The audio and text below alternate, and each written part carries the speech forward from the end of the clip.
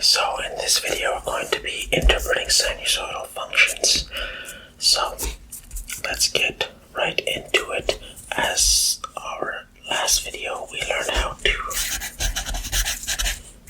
graph, or the graphing properties of the function. When we see it, how we can graph it, or how the sinusoidal function transformations, how it transforms based on the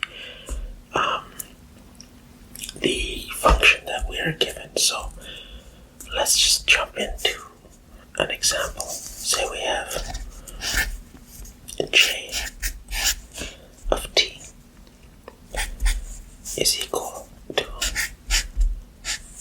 4.1 sine 64.7 t degrees plus 5.8. So, from what we learned in our last video, we see we have a 4.1 vertical stretch and a 64.7 a factor that we're going to do a horizontal compression on. So what we're going to do right here is use this function as a real world problem. So let's define t as time, let's say in years,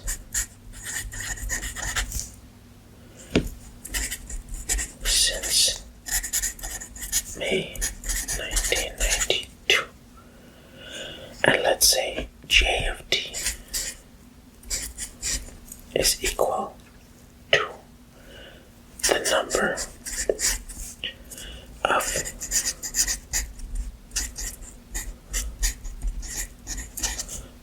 of applications for jobs each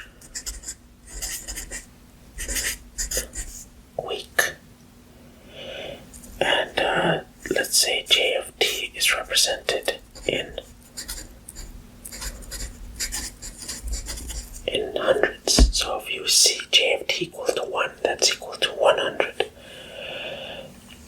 And this model, j of t, this function is going to basically represent the demand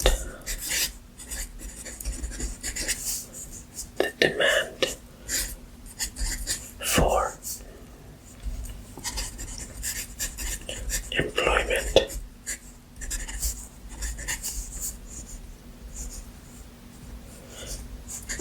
in a particular city.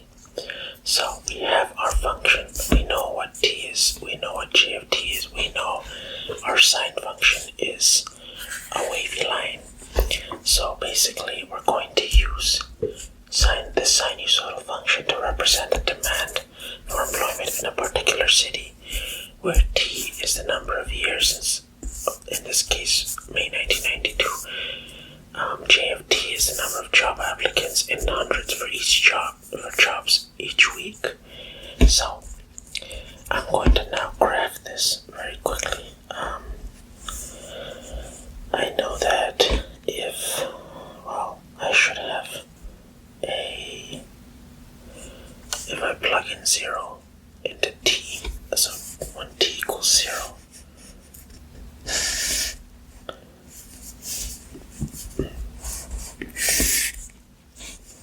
let's say that's t, and this is j of t.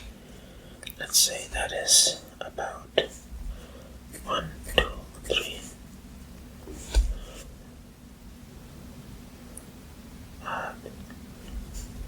4, 5, 6. Let's go up by 2, 4, 6, 8, 10,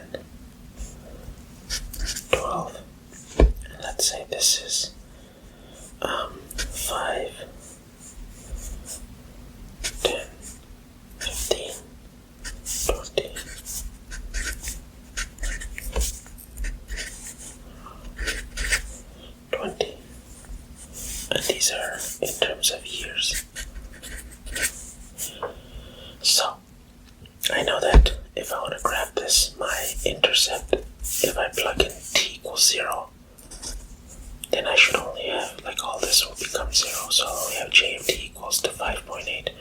So that's basically I'm gonna start somewhere there.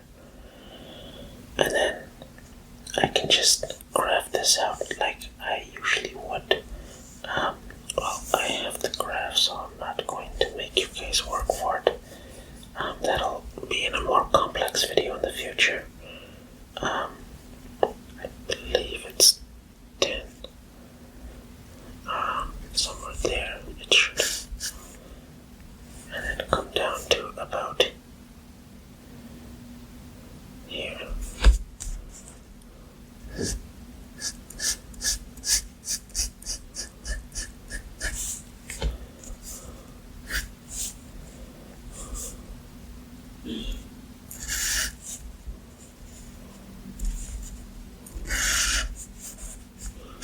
Let's pretend that this makes sense.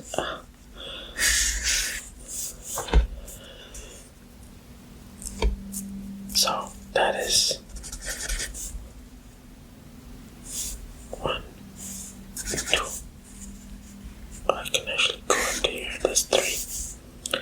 Let's pretend that each one was the same. I'm just not artistic. So now, once you graph this out, it becomes very easy for us to find the period of this. So I did all the heavy lifting for us. So we're not going to go through it in this video, but in a future video we are going to find the max and min of this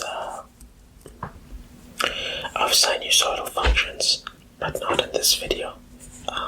So for now I know my max is it should be no. I will get on that. I'll put this aside for now. Another thing we are going to find is the period. And you guys remember period is from here to here. So you could take a period or any 2 peaks. So say you took right here and say somewhere over here, and then we can use the 2 peaks. So I know that this peak is about 6.9 at T. Sorry, like right here. 6.9. I know this peak right here is 1.34. So our period, we can do it from here to here, or here to here, or bottom to bottom. But peak to peak, we're going to do 6.9 minus 1.34, and that'll give us our 5.56 number. Now, the question in interpreting sinusoidal functions, what it all comes back to, is the question that we want to answer: how long is the employment cycle? And that question, when asked, go for the period, because we know one cycle is like all the way like this, but we know it repeats itself at a certain amount, so we're going to go peak to peak, and that'll give us 5.6. So now let's look at the next piece of information that we're going to do. Let's look at another question. What is the minimum number of applicants per week? Now this question is just answering this. Again, we know that the min is the same each time, so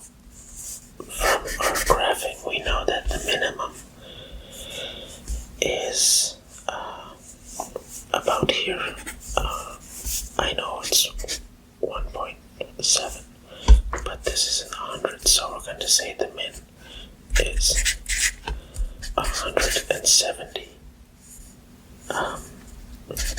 applications.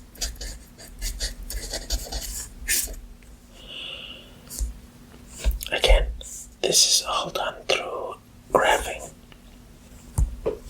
In a future video, we are going to actually break down solve for the min and max here. But for now, I just want to interpret a graph. Given that we know all these values, what information we can take away from the graph and whatnot. But yeah, one final thing we can take away, or question we can answer, is right here. 10 years after May 1992, so say May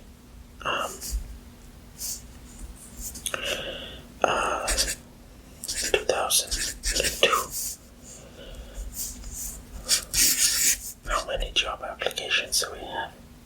So we plug in, well, here we can just go here and find it.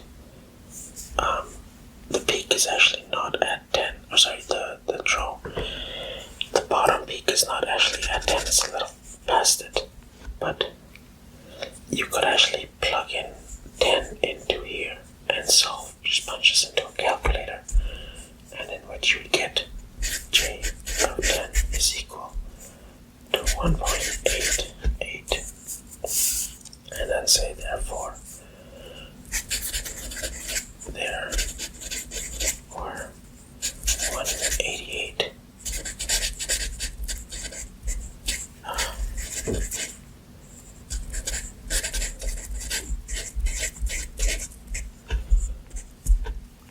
therefore there were 188 applications in May 2002.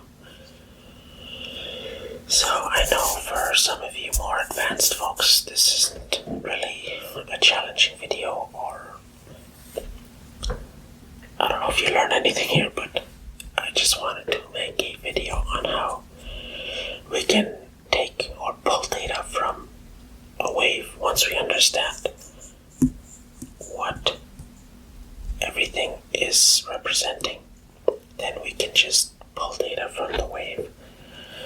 So I hope that was helpful, or at least if it helped calm some nerves, or maybe rattled your nerves, you never know. But yeah, that's all for this video, and I'll see you in the next one.